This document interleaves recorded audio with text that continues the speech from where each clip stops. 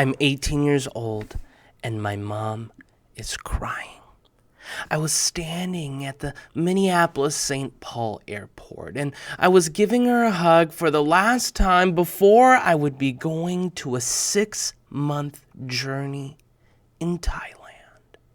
Now, I had wanted to go to Thailand because this would be an opportunity for me to grow as a person and become the Amin Aaser that I knew that I could be. But for my mom, saying goodbye was so tough.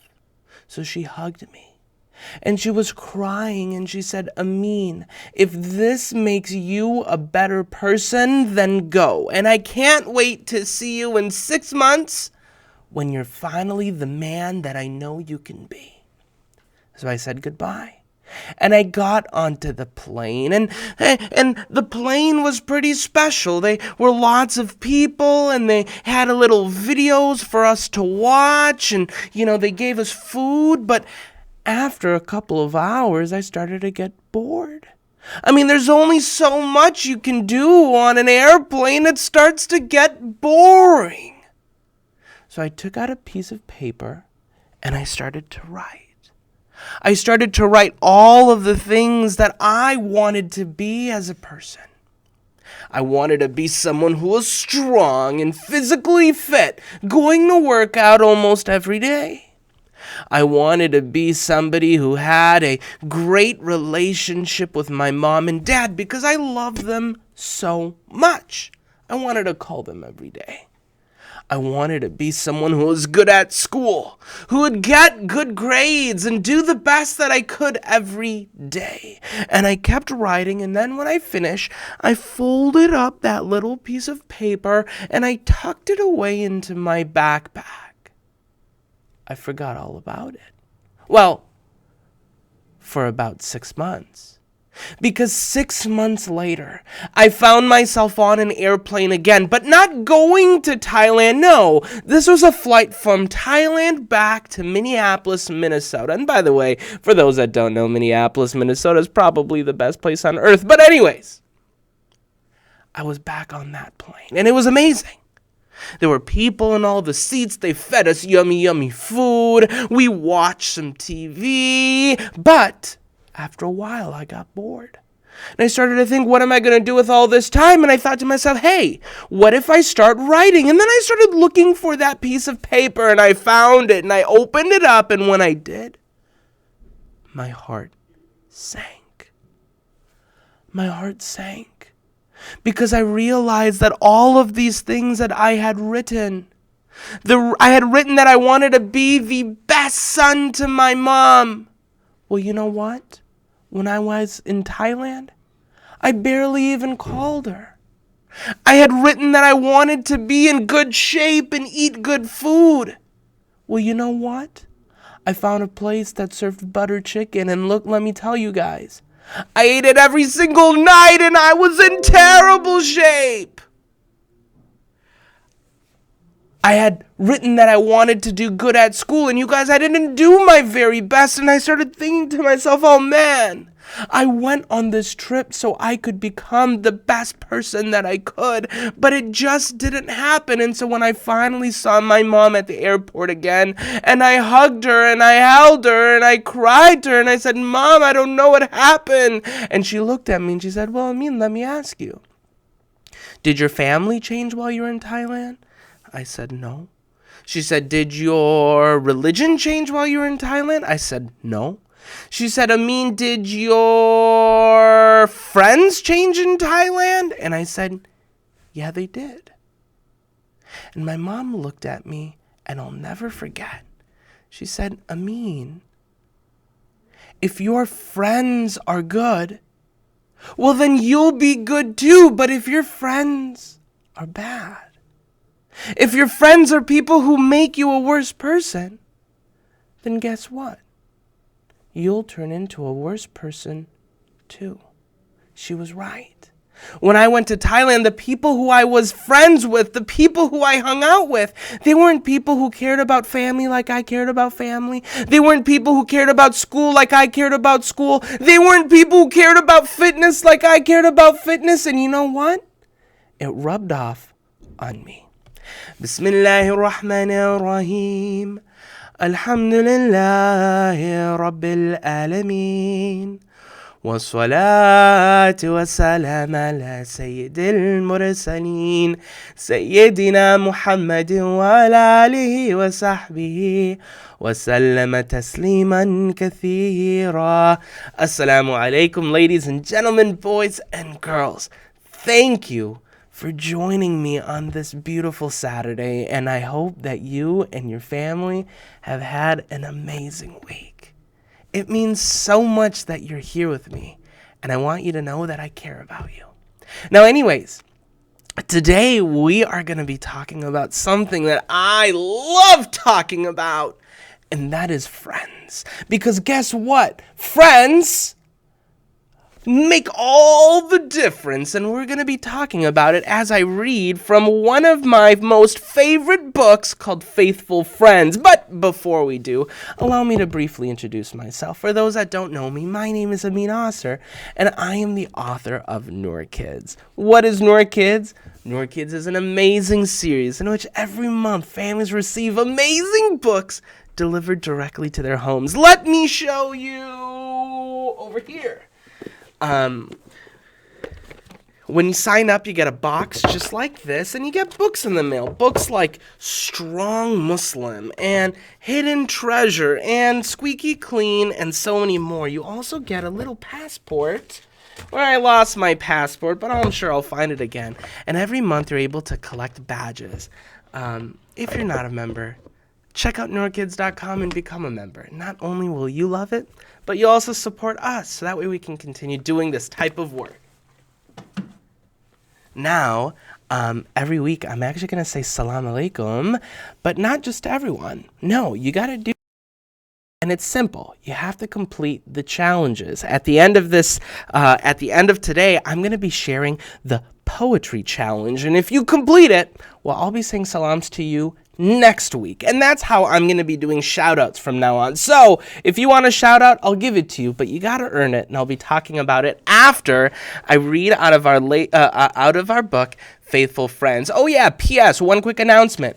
If you are not following us and subscribe to us on YouTube, subscribe now. Smash that subscribe button. I mean, not like seriously, because that would like hurt your computer and stuff, and we don't want to do that. But I mean, press the button.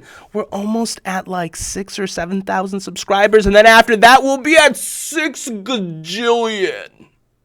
Now, probably not, but just subscribe so that way you can get our future announcements. And we're starting to put on little animations there, so you'll be able to see it. And we're also on Facebook and Instagram. Okay, we're going to be reading out of this book called Faithful Friends.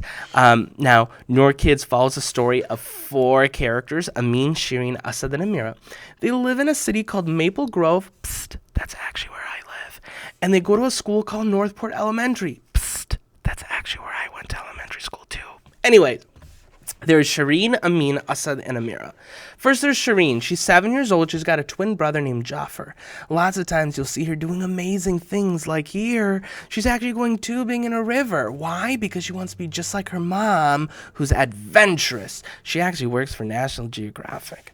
Then there's Amin. Amin's a sports star. He loves baseball and soccer and football. He's got an older brother named Hasib who's in college, and lots of times he does stuff without thinking about it. Because of that, he gets into trouble. You see him playing with some Legos here. Then there is Asad. Asad is a scientist. He loves to break things apart just to figure out how to put them back together again. He's got a little baby sister named Yusra. And then there's Amira. Amira is an artist. She loves exploring all of Allah subhanahu wa ta'ala's beauty through art and poetry and painting. Now, these 4 are the Noor Kids. Every book starts with a parents page, and there's 2 stories in it, but I'm going to be reading one story, and this one's called Bad Buds. And if you're ready, you have to say Bismillahir Rahmanir Rahim. I didn't hear you. Come on! Say it loud and proud. Mom and Dad too. Bismillahir Rahmanir Rahim. Alright, much better. Bad Buds.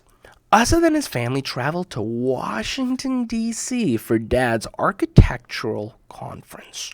Welcome to the 4th annual conference of the Environment and Architectural Design. Dad has enrolled Asad in the children's workshop. Alhamdulillah, this is gonna be the best conference ever, says Amin. Have fun, Asad. Mom and I will come check on you at lunch, says Dad. And if you look, day 1 of the kids' conference says designing the environment, using plants and accents to accent space. Day 2 is designing inside, furniture making. That actually sounds like a lot of fun. Asad sees an empty seat at the table. 3 boys dressed in suits with slicked back hair are sitting there. Hi guys, my name's Asad, says Asad. The boys each point to their name tags. What do they say? They say Mark, Raymond, and Philip. Raymond, Philip, Mark. Where are you from? The tightest city on the planet. New York City. New York, New York. Wow, I'm from Maple Grove, says Asad. Get out of here. What? But I just got here, says Asad. No, bro. That's just how we say, oh, really? Get with it, bro. These new kids, they got some funny words, funny accents. Get out of here. Okay, anyways. Asad watches the boys closely. He likes the way they talk. Check out my kicks, bro. That means check out my shoes. He's pointing at his shoes. He likes the way they slick back their hair. By the way, I got a little haircut. I hope you guys like it. He likes the way they dress. I wish I had my suit coat thing, Asad. The instructor of the workshop introduces himself. My name is Mr. Bean. I've spent 35 years working in environmental architecture. Today, I'm going to show you the most important thing to remember when working with plants. Let's begin with a slideshow. Then we'll move outside to the garden work, says Mr. Bean. He's doing a PowerPoint and he's talking about, plants and things. He continues, suppose you put hours into designing the layout of your outdoor space and selecting the types of plants you want to grow. It will only succeed if you have good soil. Okay? And by the way, he's showing this, right? The soil, like a plant, the soil is like the dirt that the seed goes in. Okay? This plant was placed in the beautiful, most nutritious soil. Notice how healthy it is. Look, it's a healthy plant. This plant was placed in bad soil. And look, that one is dying.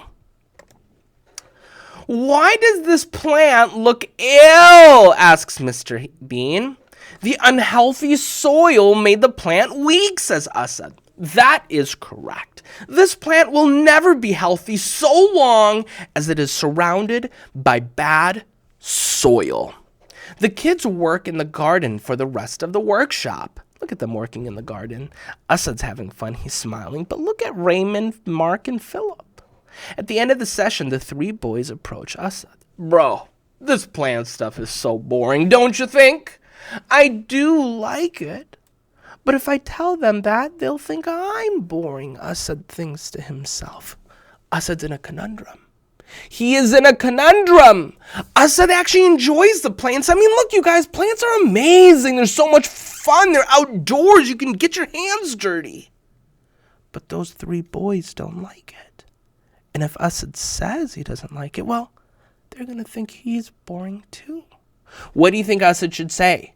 Should Asad tell the boys, no, you guys actually like the plants, are a lot of fun? Or do you think Asad should lie and say, no, these plants are boring?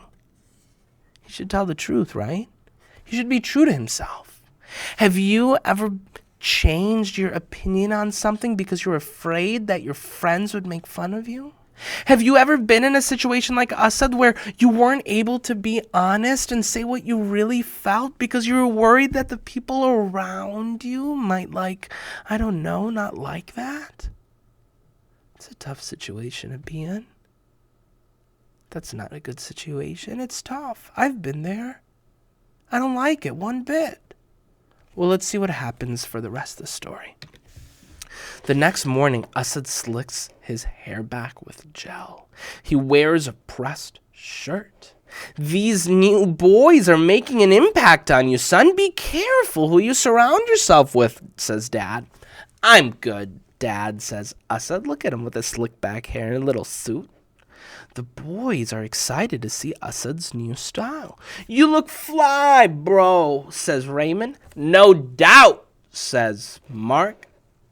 The three boys head for the door. We out, gentlemen. Who cares about furniture making? So boring, says one of the boys. Raymond sees Asad sitting down. What's wrong, kid? You like furniture making? Says Raymond. We're not supposed to leave, says Asad. Who cares, bro? We can do what we want. No doubt, says Mark. Asad wants his new friends to like him, so he decides to go too. Just as they start walking around the building, a security guard spots them. Boys, you'd better come with me. Asad feels terrible. He feels horrible. He's never been in trouble before. Asad thinks to himself, I'm too young to go to jail.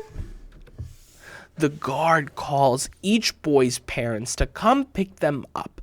Asad's parents are disappointed in him. I thought you were excited about furniture making. Why did you leave? Says Asad's dad. My new friends thought it was boring, says Asad. Oh, Asad, that doesn't sound like a very good reason, says Dad. Mom continued. She says, in the Quran, Allah subhanahu wa ta'ala warns us that those who do wrong will wish their friends had not led them astray. True friends will never lead us astray. So what does astray mean, right? That means like if you're on the right track, a good friend will keep you on the right track. It's only a bad friend who will take you off of there, who will try to get you to move, who will try to get you off the right track. Did Mr. Bean teach your group about soil, says Dad? Actually, yes. How did you know, asks Asad. Well, he was once my teacher too, says Asad's dad. Asad, the people we choose as friends can affect us the same way soil affects plants. Good friends make us better. Bad friends make us worse, says Dad. I've been pretty silly, right, Dad, says Asad. Well, we all have our silly days, says Dad. Dad, did you know we're luckier than plants, says Asad. How so? A plant can't get up and change its soil, but we can walk away from bad soil to find good soil anytime we want, says Asad. So true. Bad soil will make a sick plant, good soil will make a healthy plant, and great soil will make a power plant. Oh my goodness. What a silly joke, says Dad. But that was amazing, wasn't it? Because in this story, we saw the power of friends, right? Asad had gotten some bad friends, right? With Raymond and Mark and I don't even know all their names, Philip. And what happened? Well, because he was surrounded around those bad friends, like bad soil, in the same way that like this plant started to get bad, well, Asad started becoming bad too. How? Well, he left his workshop even though he wasn't supposed to do that. In the same way that a bad friend can rub off on you, a good friend will too. And that's why, ladies and gentlemen, boys and girls, we need to make sure that the friends we pick for ourselves are good friends. Now, here's the thing. Our holy prophet, peace and blessings be on him, had good friends too. When he was in Mecca, the people would make fun of him. They would yell at him. They would make fun of him. They would call him a soothsayer. And there was a time that came when he decided, you know what? I'm going to leave Mecca to go to Medina, where I will be able to find true friends, good friends, friends who love me and care about me. And the moment he got to Medina, the people started singing to him. They said, طلع البدر علينا من ثنيات الوداع. You guys, they cared for him. And they weren't just there during the good times. They were there for him during the difficult times too. Because those people in Mecca, those evildoers, didn't want to stop once the Prophet had left. No! They wanted to get him. They wanted to put an end to his prophethood. And so one time, they had gotten all of these weapons like swords and bows and arrows and spears and shields. And the Prophet, peace and blessings be on him, became aware of this. And so he thought to himself, well, we have to intercept these weapons, because if these evildoers get the weapons, well, then they're going to try to fight us. And so he told his friends in Medina, and he said, oh, friends, come with me. Let's intercept these weapons. Let's make sure that these weapons don't get to Mecca, because if they get there, they're going to turn them against us. And so his friends said, okay, let's do it. And so they started marching.